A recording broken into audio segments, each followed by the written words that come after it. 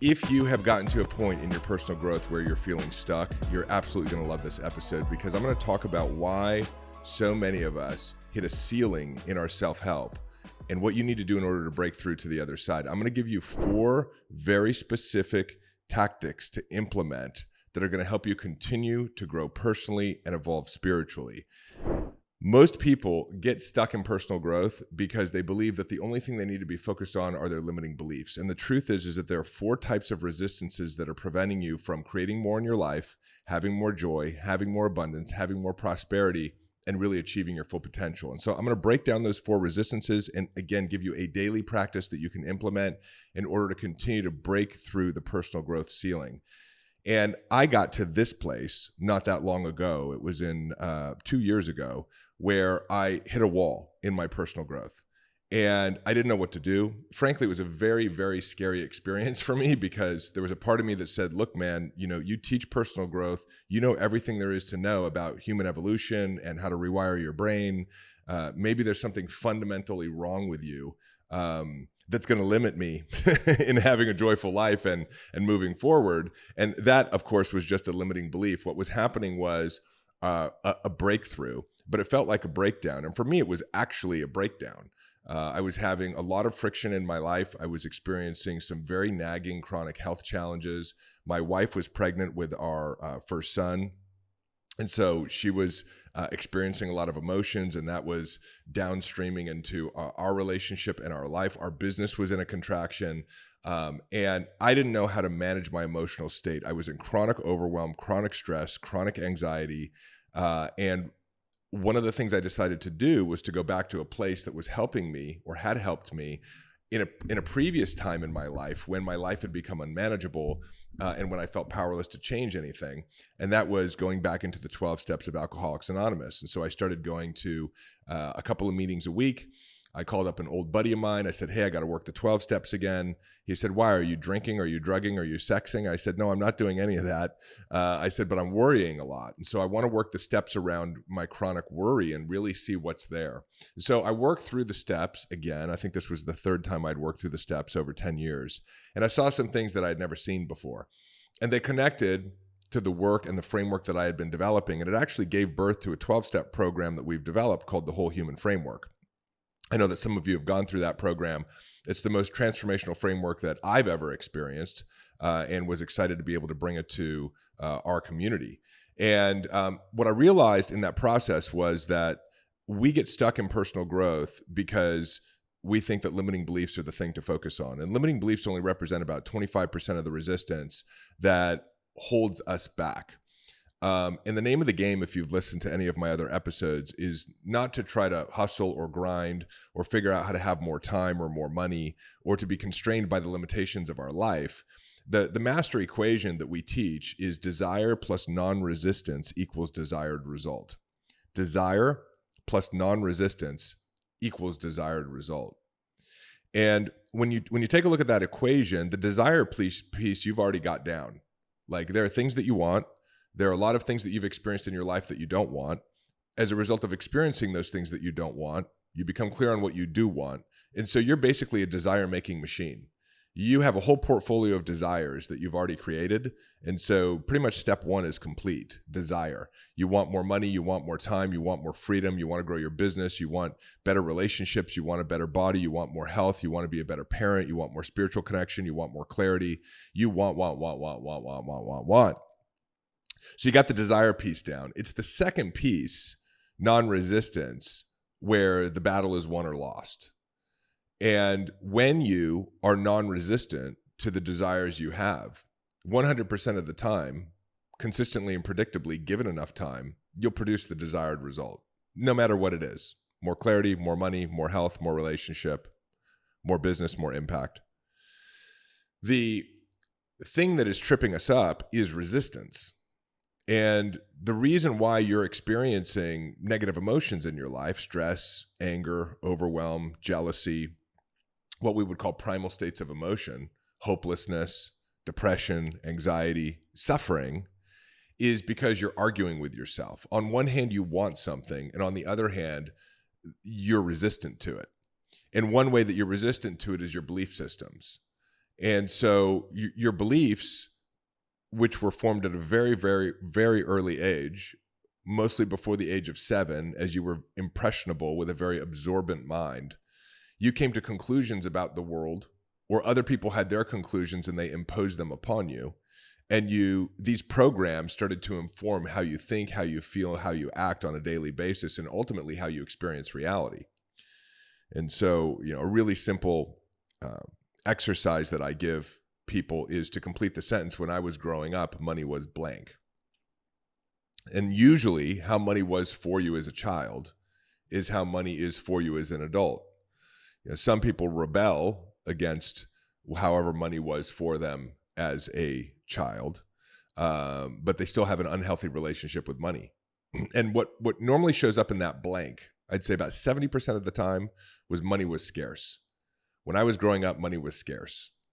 And your brain is a goal-achieving machine. So based on the beliefs or the programs that were formed at a very early age, you're going to think on a moment-by-moment basis thoughts in alignment with that belief. So you'll have thoughts in alignment with money being scarce. You'll experience or feel money being scarce.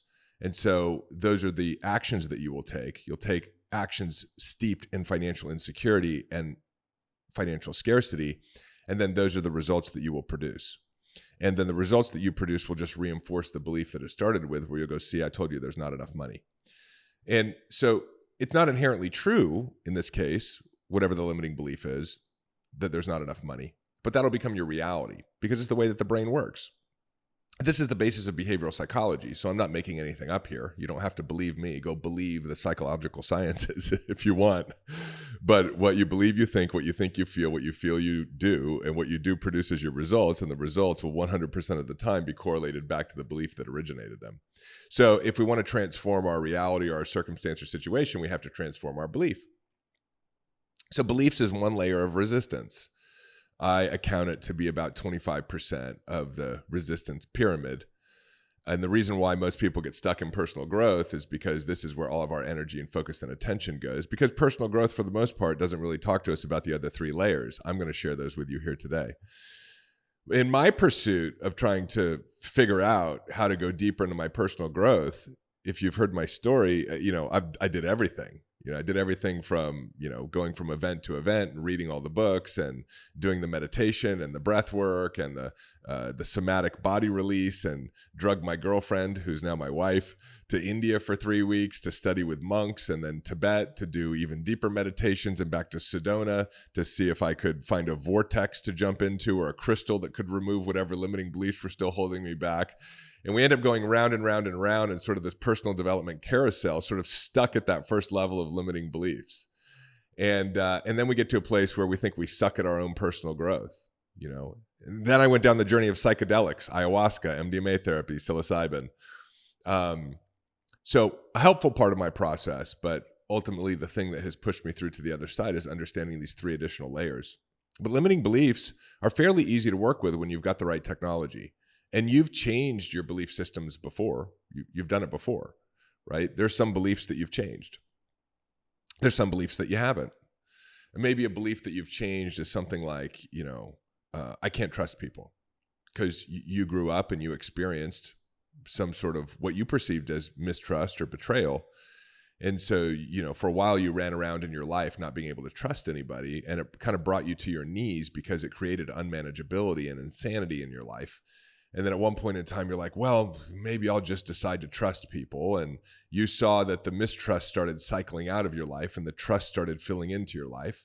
You started seeing that actually those were isolated experiences of mistrust. And for the most part, 99.9% of people actually behave the way that you would expect them to. So you can trust people, or you can trust life.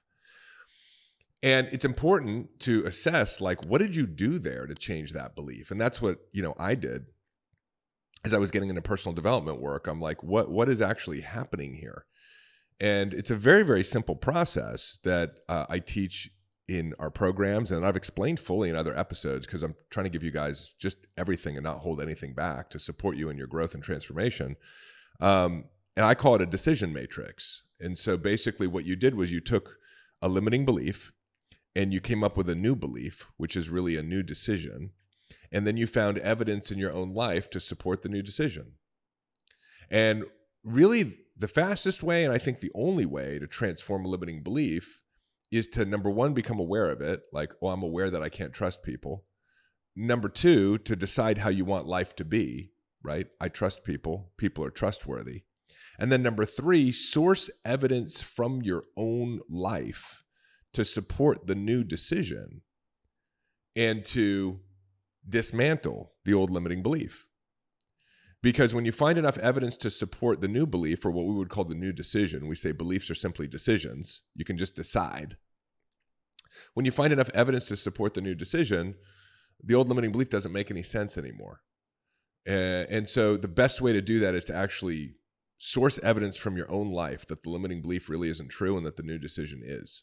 It's a really powerful distinction that beliefs are decisions. It's at the core of part of our framework. Because you just decided when you were younger that money was scarce. It wasn't necessarily true, but you unconsciously decided it. And so as a result of that, you've only been paying attention to evidence to support that theory, and you've been ignoring all evidence that is not supportive of that theory. And so it's become your reality, but you can change your reality almost instantly by changing your beliefs. There's a little bit of time where kind of reality has to catch up. And so it's important to not go back into the limiting belief. You know, a lot of times people will shift a limiting belief. You know, they got a new empowered decision that, you know, prosperity and abundance flows to them. And then all of a sudden they get a bill in the mail they didn't expect. And they go, see, I knew it. I'm never going to have enough. So you have to kind of wait for reality to change. The materialized world has a delay. And for a little while, you may experience the old limiting belief. We call that the echo effect. So it's good to know that that's how it works, because then when the echo shows up, you don't overreact by undeciding and going back to the old limiting belief. But this first layer of resistance is limiting beliefs.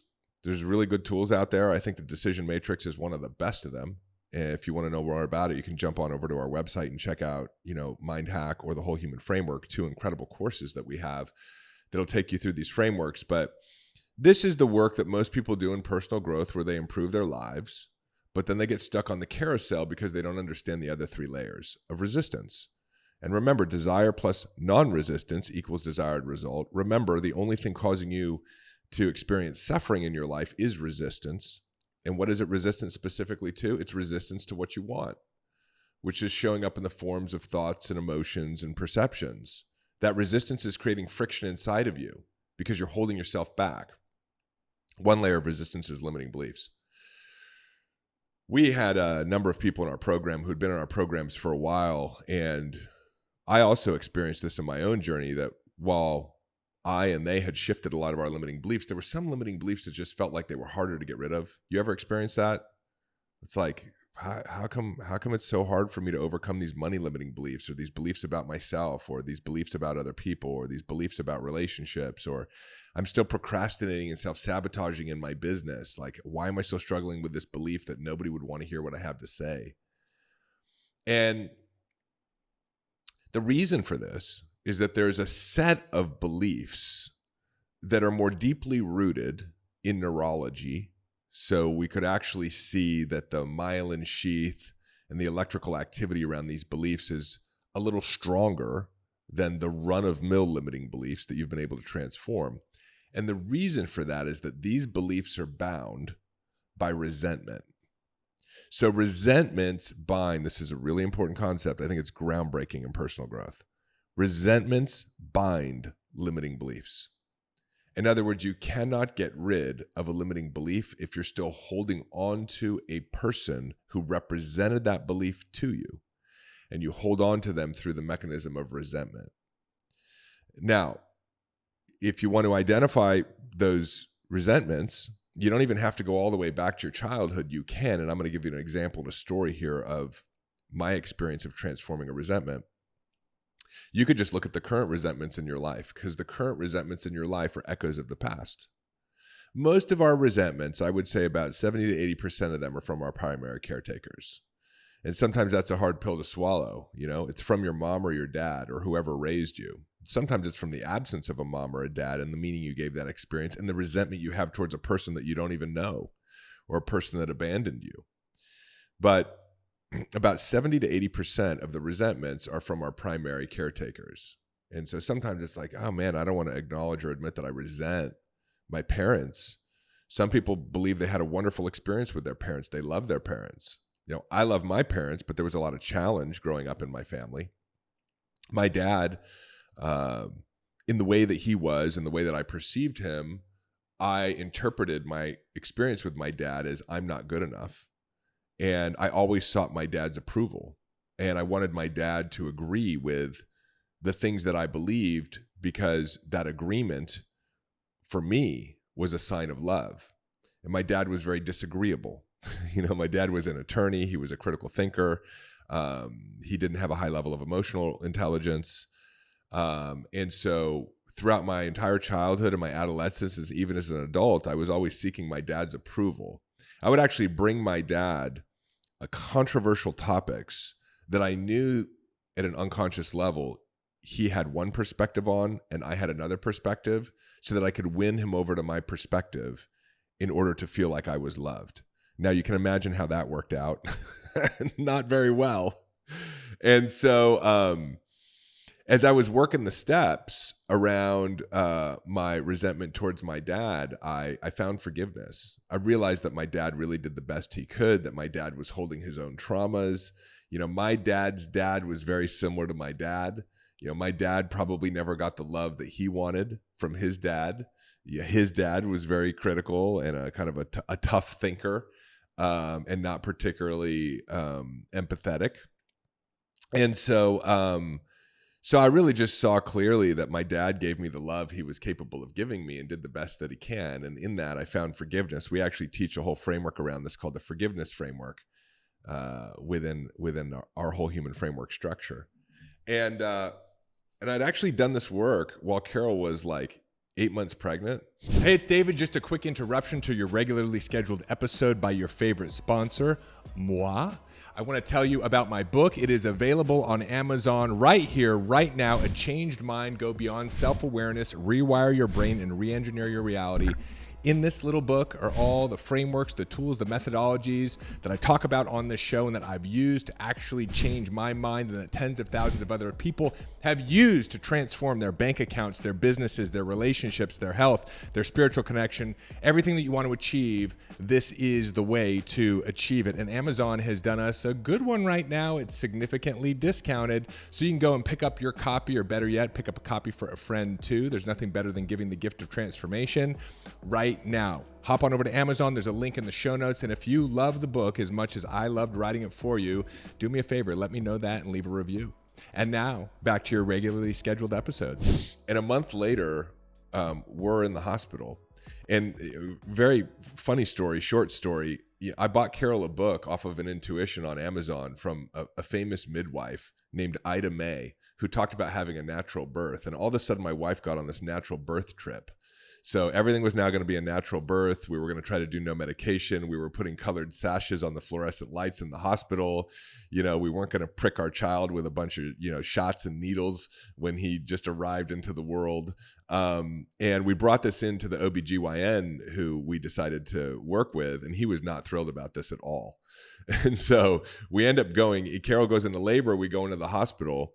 And he's on vacation that weekend, and the hospital staff are trying to move us through what I would call the birth machine. And we were very resistant to it. We had our own plan, our own opinions, and they didn't like it at all. But, we held firm. And the doctor comes back in after Carol's been in pre-labor all weekend on Monday. And he's like, "Why haven't we had a baby yet?" And I said, "Well, because the baby has not decided to come yet, and Carol's body has not decided to eject the baby yet." That's why.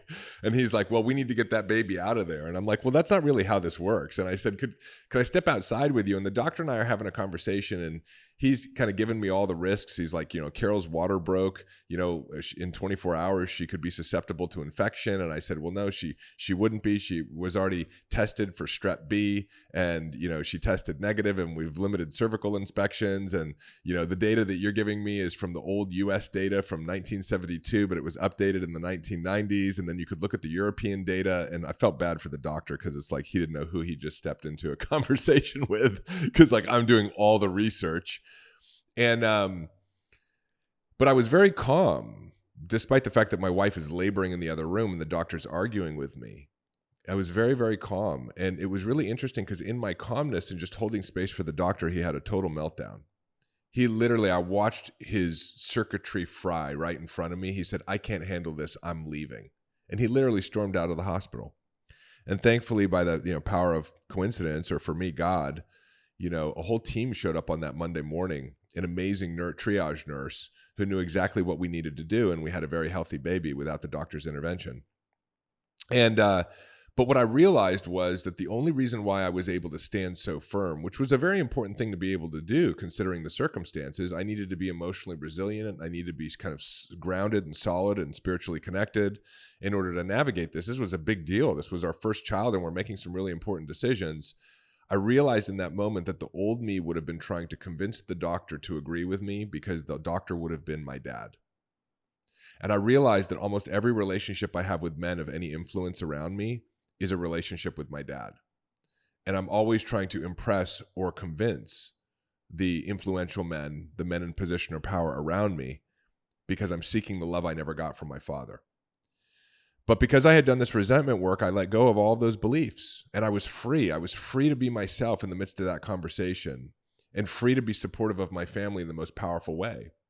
And so this is how we want to be able to create. We want to be free. If we're free, meaning if we're non-resistant, all of our desires will materialize and manifest. We will intuitively know, as the promises of AA tell us, we will intuitively know how to handle situations and circumstances that used to baffle us. So the second layer is resentments. You want to take a look at who you're resenting. What resentments are you holding from the past, and who are you resenting right now because they're simply representing echoes from the past? That's the second layer. I'd say it's about another 25% of the resistance that needs to be cleared out. Most people are carrying it because they're still carrying their resentments. The next layer, which is the next 25%, so we're getting into 75% of the resistance here, is what I call the core program. And I talk about the core program at a very deep level in other episodes. And the core program is something that each and every one of us has.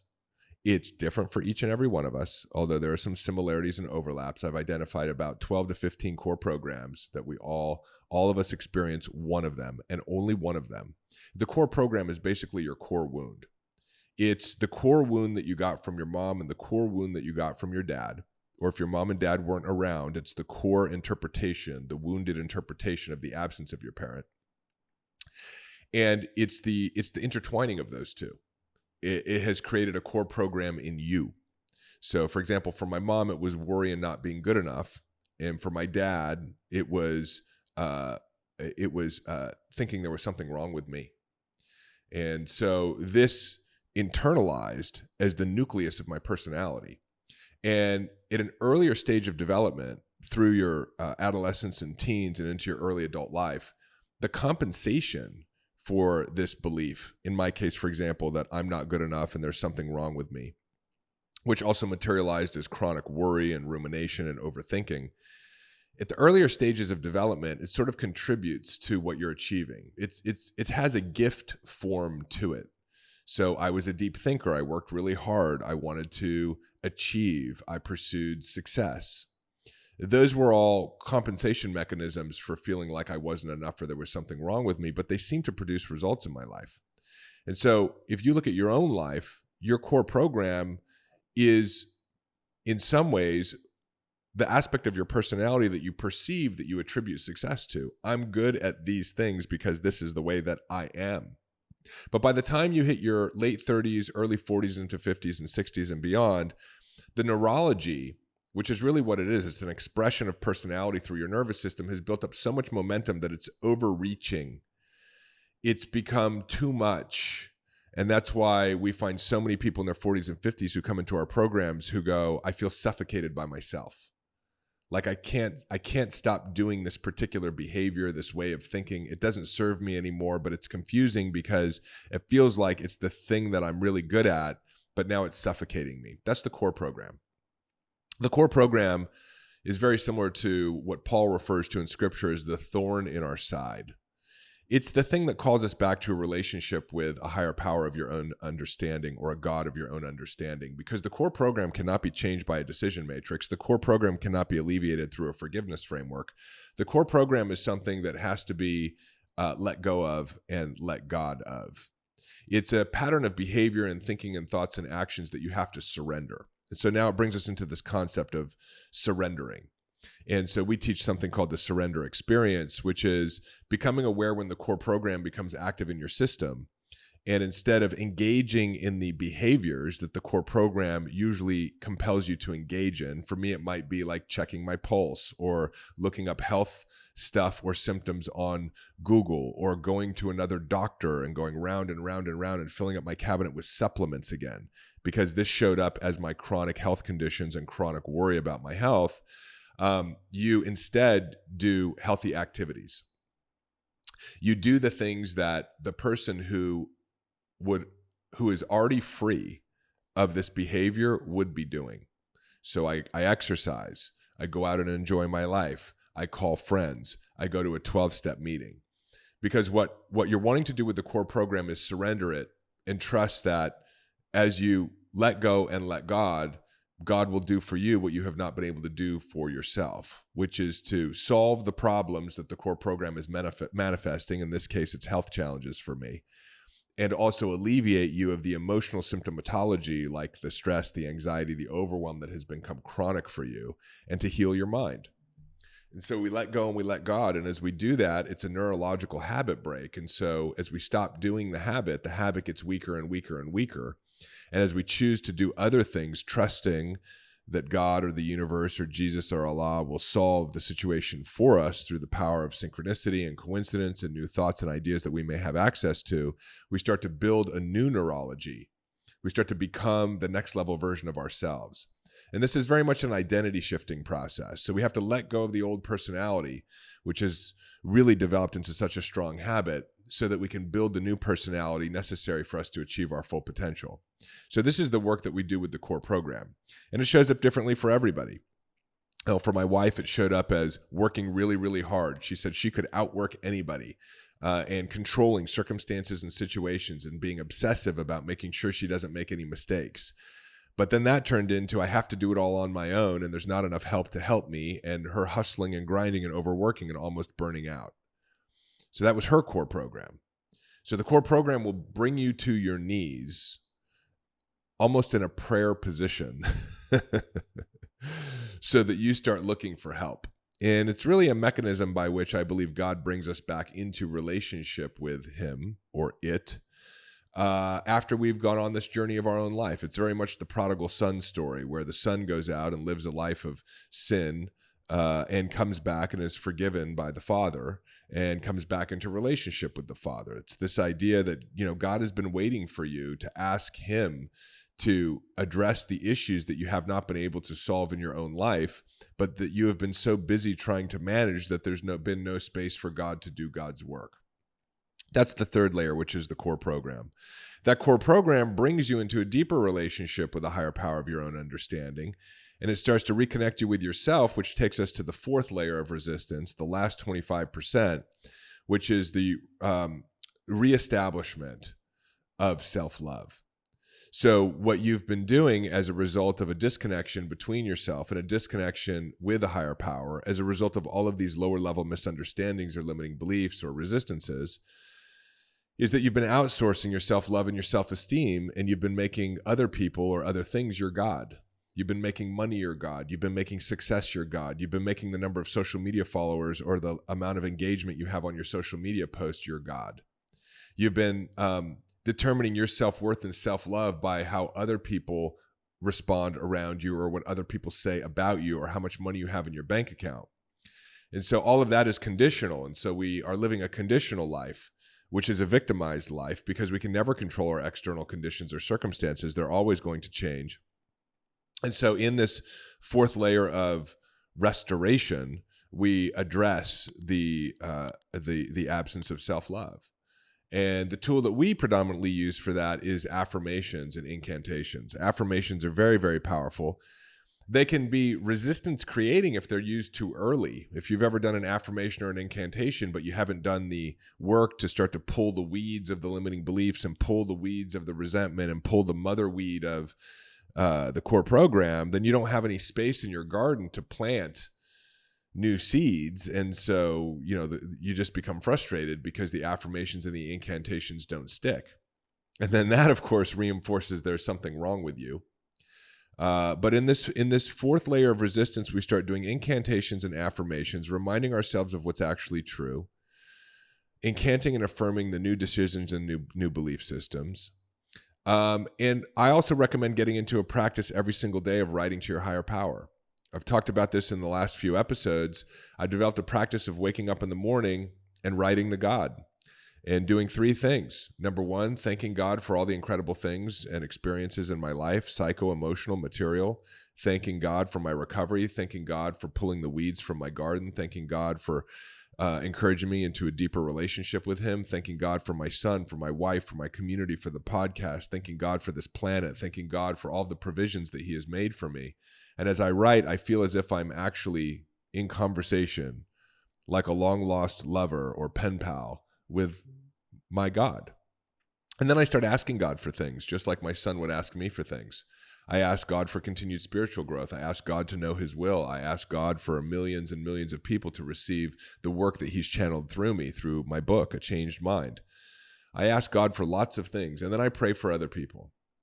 And so this has been the biggest game changer, and I think this is the transition from personal development 1.0 to personal development 2.0. This is the bridge across to the other side, is understanding these four layers of resistance and working with those layers rather than just the first layer of limiting beliefs.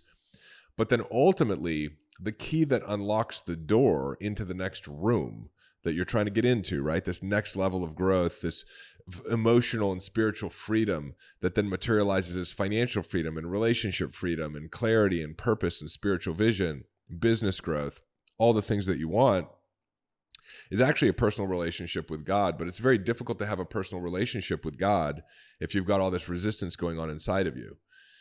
I was having a conversation with one of my clients in Guatemala. We were there for our legendary mindset event for my 1-year coaching clients.